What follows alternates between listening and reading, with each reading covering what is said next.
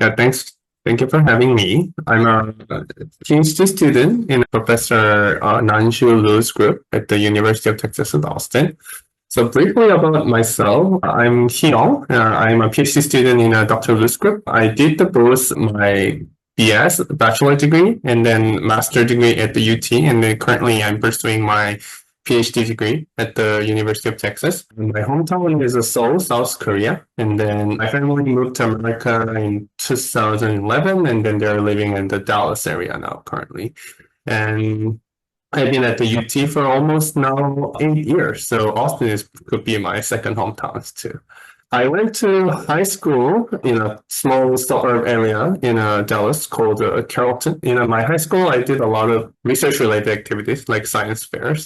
So at that time, my focus was really more in a biochemistry. So my research topic was about organic pesticide. And then I went to several science fair, international science fair, even like advanced to that. And then met a lot of people's friends and motivating speakers as well. And then that probably formed my ambition and passions into research field. She was my physics teacher in high school. And then I don't know your schools provide any like courses, but I took AP Physics 1, 2, and then C with her. So I took I spent 3 classes with her, and then I really enjoyed it. She actually was a great motivator at the time. So I actually grew my dreams to become a scientist or engineer, probably starting from my high school.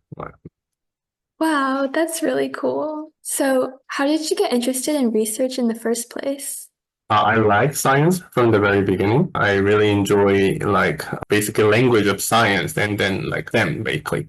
But I was not necessarily interested in the field of research. And so I was basically enjoying the science, but I was not really into discovering the new things. So what really opened up that opportunity to me was during the high school. My biology teacher actually asked me to participate in one of the regional science fair. And then that was, I think, it's probably the beginning.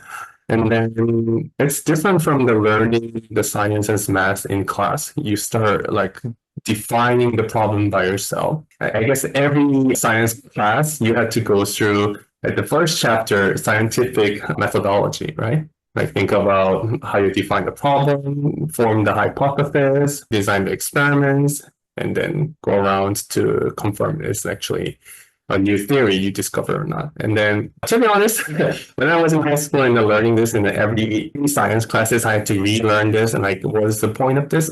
I didn't really feel really like digest those scientific thinking and methodologies are really important unless you start doing the research. And when I started doing the research, I found is this like types of methodology is basically the foundation of the whole like science and the research field people are developing since I guess the Renaissance era, right?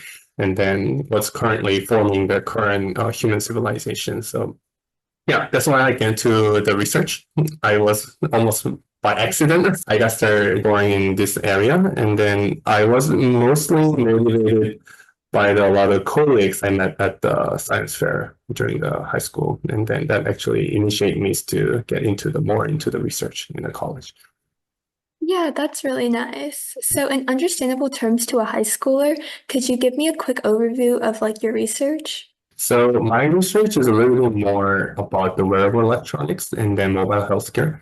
So like you guys are always wearing like a smart Apple Watches or some of those phone devices to monitor your health condition.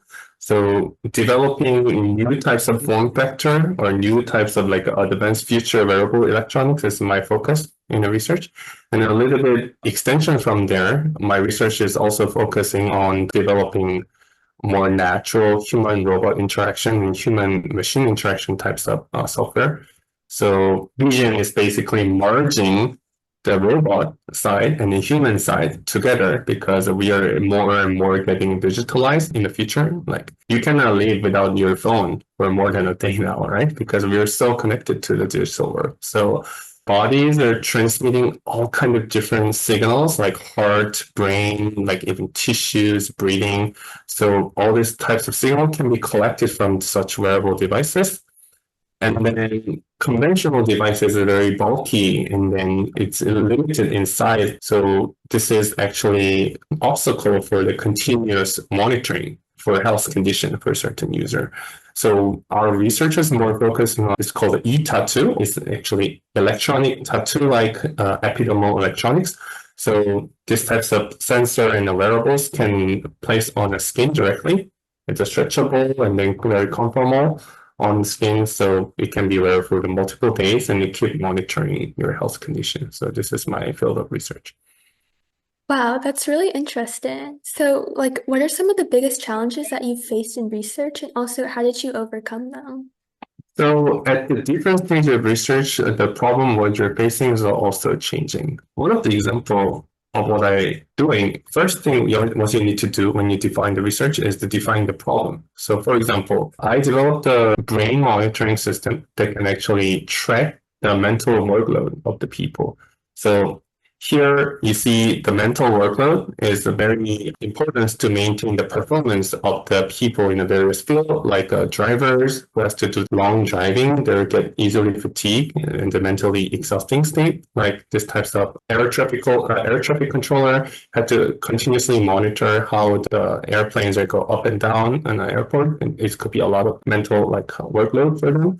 And then even surgeon, the robot assistant surgeon, when they're doing a surgery and then the task getting longer and the more complicated, they're overwhelmed by some of those like capacity and the performance will degrade.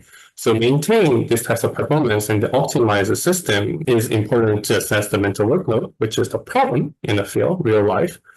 And then we start to seek a lot of what is a more important problem. And then a lot of conventional system, you already see them, is a very bulky and then not really comfortable for the long-term users, especially for people in the daily use and the mobile uses.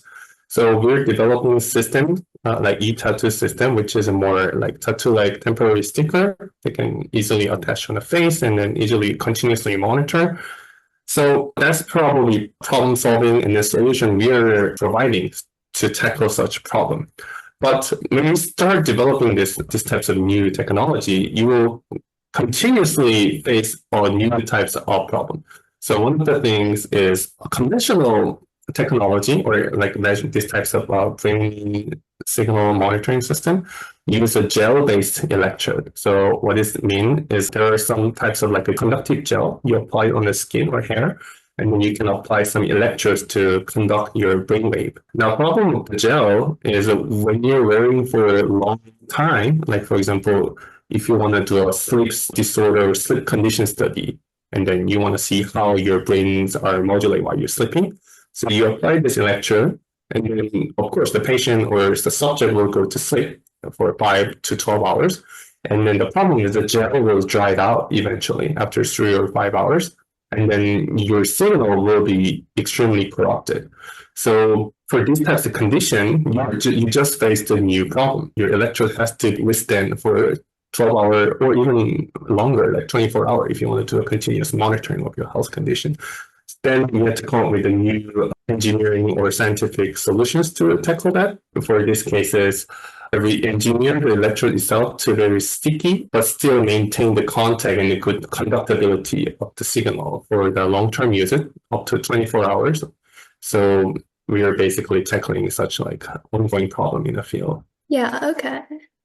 Like the e-tattoo concept to me is just really amazing. And then what do you enjoy most about your research? When I make a hypothesis about something and my result agree with it, I'm very happy about it. It's actually a very rewarding experience to me. Not always, 90% your data will not exactly follow your hypothesis. So you have to make a good hypothesis so you don't fail too often. And then to make a good hypothesis, you have to read and then study previous like studies and research because they are basically a guideline for you guys to make a new hypothesis and come up with some reasonable logical hypothesis. When you form a very, very good hypothesis, even though your data doesn't agree with your hypothesis, it's actually a good sign because it could be telling you that you just found something never discovered before. So it's not always a bad thing that your hypothesis is disagreeing with it. Of course, if it's agreeing and the perfectly like stories are perfectly completed, I'm very happy with that too. But also when I find something interesting, and then if this still makes sense, that make me even happier. That's basically, I guess, the fundamental motivation for the most of the researchers why they're doing the research in the field. Okay. So, what person or mentor in your field has made the biggest impact on you? For them, I definitely think started from my high school, my STEM teachers are really, really encouraging and motivating to participate and keep searching opportunity in this area. So I guess that was a pivoting point in my life too. Another part is a lot of speakers I met at those high school science fair experiences. So originally, I want to become a biochemist, and then I was not very interested in engineering at the time. And then one of my keynote speaker for the science fair competition was actually engineer who developed low-cost prosthetics for the people who lost arms, amputees who lost arms and legs at the Sudan's civil complex. And then engineer goes there and using the 3D printing very low cost solutions for them to provide the prosthetics and then improving their life. That was actually very motivating to me. So me personally, fundamental research is very important, and I respect a lot of good researchers in these countries to keep pursuing those areas. But personally, I feel more self-motivated when I see my invention or my research is directly impacting the people. So that's why I decided to go into the field of engineering, and then currently still developing these types of healthcare wearable devices. And then it actually made me very happy that I'm in this field. Okay. So, where do you see your research field expanding to in the future? And what are some interesting topics that people can further explore within the next 10 years? So these types of wearable electronics, or called e-tattoos, have a capability to make things a little bit more in a low profile form factor and more accessible, and then continuous monitoring. So how it can enable is to use it for the advanced human machine or human computer interface. So one of the things I currently try to expand it is previous focus was more about the health monitoring. If you can monitor your physiological signals like a brain or a heart or even muscle, you can decode some of those information because those informations actually including some status information about you. So how fatigued you are, how tired you are, or how much of the stress you're experiencing. So if you can decode those information and then feed it back to the autonomous system like a robot or AI, they can actually understand human better and then adapt to the human, right? So that's actually complete the loop communication between the human and robot. This is one of the examples where e-tattoos are measuring the brain waves, and then it will send the signals to the robot. Because actually robot dogs are moving around the building to search and navigate to find the target. So that gives a feedback and then make a connection between the robots and human. And then that's our research vision, and then try to expand it for the future technology. Yeah, that's really amazing. Mhm. So, where did you start your research journey? So, what were some basic lab positions or internships that you had, the very beginning? Right. So when I got to the college, the best ways to actually start, there are a lot of different types of programs to initiate and then help students to get into the research. But the easiest way is actually reaching out to the professor that you're interested directly. So the most of professor in the college, they have their own research laboratory. So you can go look it up, the professor's name, and then not only about all of the course they're teaching, you can also see about a website, sometimes website about their laboratory. And then you can see what papers are they're publishing, what types of field of research the research groups are focusing. And if you think that research is motivating or maybe it's going to be a good fit to you, then you can reach out to the professor. You can just simply write an email. Hello, professor, something. I want to do research in your lab as a undergraduate research assistant. And then if they are willing to have you as a research assistant, undergraduate research assistant, then it gives you a lot of opportunities to do hands-on to the even computational research experience. in the college. That's actually a great advantage in the US because not every country has such a very open research assistantship. It's open up to the undergraduate, but in the US, it's available in most universities. So I will highly recommend to start as an undergraduate research assistant in a laboratory that you're interested in college. And there are other opportunities like sometimes you can find your research team. If you want to go into more like engineer or entrepreneur route, there are also programs that you can involve like competition. You probably heard of like hackathon or other types of competition, more focusing onto that. So there are students also focusing more onto those types of route rather than the traditional like a laboratory-based research. But there will be also a good starting point for undergraduate students who just want to get into the research field. So I know that you kind of mentioned how you were talking with one of the speakers at like your science fair and how she got you interested in engineering.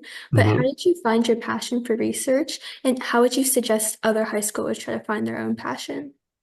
So I always say to my friends, like research is not for everybody. I know there could be a lot of different like occupations people think they're more matching. But if you want to get into research, at least want to know research is fitting to you, I think that one of the most important thing is having self-motivation. Intellectual curiosity is one of the most important thing. So your class, you learn some new things and then you want to learn more deeply, and you go home and even search on Wikipedia or find a little bit of information about such thing, then you could be a researcher if you go deeper and deeper into that field. So that types of characteristic is required to become a researcher. And then how I figured out that I have such characteristics is going through the high school science fair. I'm probably really fit into this types of field in the research. Because I did engineering in the college, a lot of my friends don't want to go into research because research could be a very technical, and it is important to be technical in the research. Research is different from the science motivators. There are a lot of YouTubers who are focusing on explaining the science and then technologies to the general public, right? And that's their skill. I think is a very good skill.